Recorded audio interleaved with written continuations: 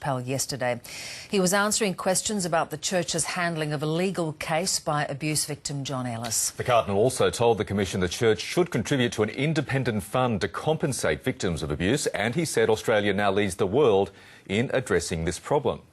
In many ways, the English-speaking world made a significant contribution to the Universal Church in this area, and I think even within the English-speaking world, through the efforts of this committee and Bishop Robinson, in dealing adequately with this, whatever the deficiencies, I think we were ahead of some countries. A 4.5-hour appearance by George Pell yesterday at that commission, answering at times very pointed questions from the senior counsel involved, and watching intently from the public gallery were Christine and Anthony Foster. Their two daughters were abused by a Catholic priest, and the couple fought for many years for an inquiry into how religious organisations handle child abuse allegations. Christine and Anthony Foster join us now from Sydney. Thank you very much for your time this morning. Quite a lot to get your reaction to. What was your overall impression of George Pell's testimony? Well, there are a whole range of emotions, of course, but our reaction to it was that we don't think he's telling the truth.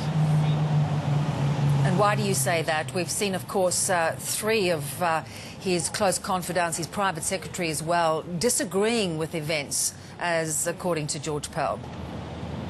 That's correct, Bev. We were in the court for the last 2 weeks, and there were about 9 witnesses, and every single one of them testified that George Pell knew of the figures that he's denying he knew of, that his office, his private secretary, gave the orders, decisions on fighting the case, 8 decisions that came from his office, and his secretary wouldn't be making these decisions.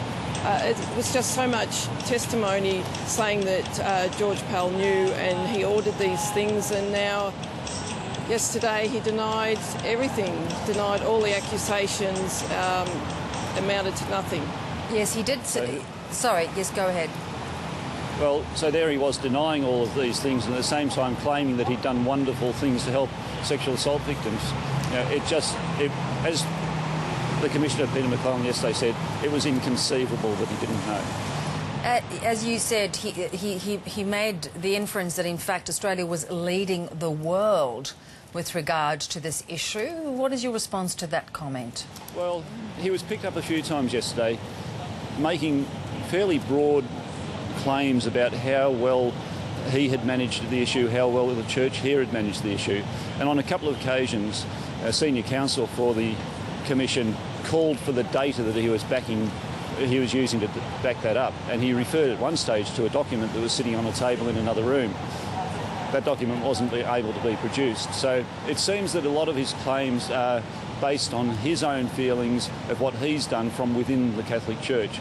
They're certainly not claims that can be backed up by the victims, by the action that's been taken to help the victims.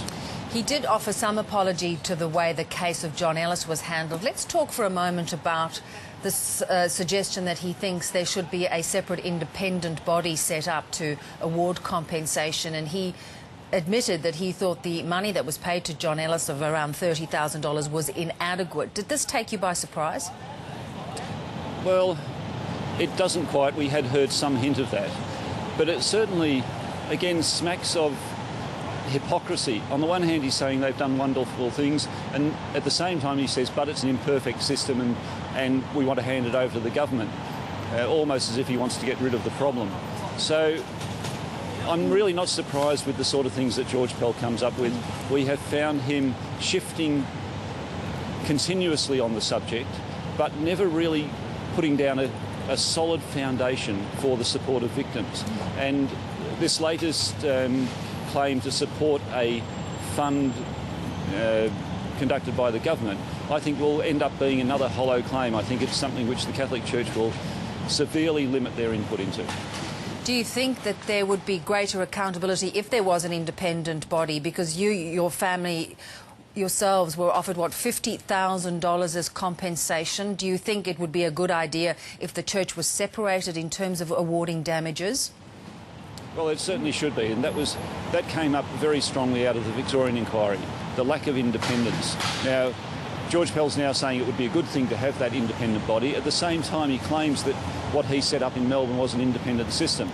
And it was shown to be patently a non-independent by the Victorian inquiry. And yet here he is in Sydney saying, oh yes, it's a wonderful independent system, but I'm happy to have another independent system from the government. So he's just equivocating one way and another continuously on this. Yes, we need an independent body, we need an independent fund. It needs to be, the terms and conditions of that need to be determined by recommendations out of this Royal Commission. And Christine, I mean, I guess there had been quite a big expectation, especially in comments leading up to George Pell's appearance yesterday, that there may have been more of a mea culpa, more of an admission in terms of how much more could have been done.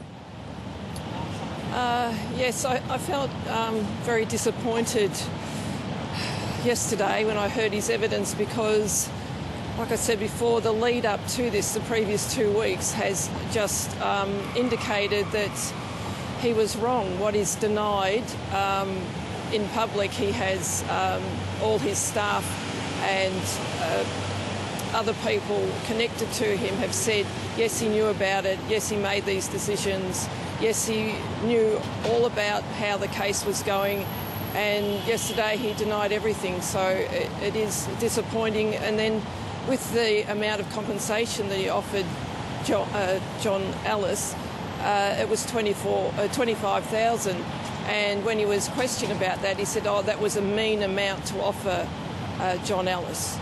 And yet in Melbourne, in the Melbourne response, the average payout was $24,000.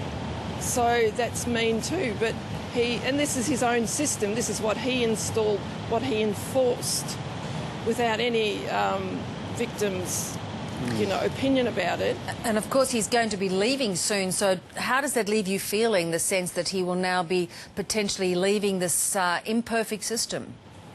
Well, we certainly feel differently today than what we did yesterday. We now have a feeling that he is leaving and won't come back, and we need him to come back because there are more answers. There'll be a public hearing into our case next year. We expect him to be there to answer questions about the Melbourne response because there are many people affected by that. But what we really need out of George Pell is we need George Pell as senior Catholic in Australia right now to drive the change that we need to help the victims and to ensure this doesn't happen in the future. He hasn't done that. All he has done so far is minimise the damage to the church by reducing the help for victims and try to keep the systems in-house. And that's the real disappointment about what he's done. He has not driven the change that he has the power to drive. Christine and Anthony Foster, we do appreciate your time. Thank you. Thanks, Thank you. Bev.